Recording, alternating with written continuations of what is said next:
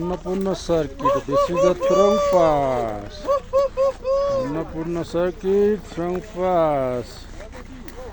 This is the passway. हामी अहिले थ्रोङ पासको टपमा छौँ, पास गरिसक्यौँ।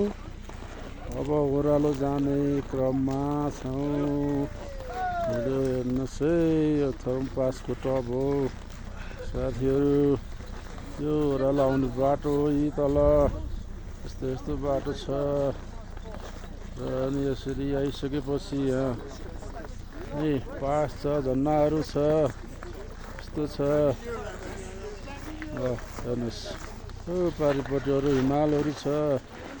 हेर्नु यस्तो हुन्छ थ्रोङ पास भनेको। अन्नपूर्ण सर्किट थ्रोङ पास भनेको यस्तो हुन्छ।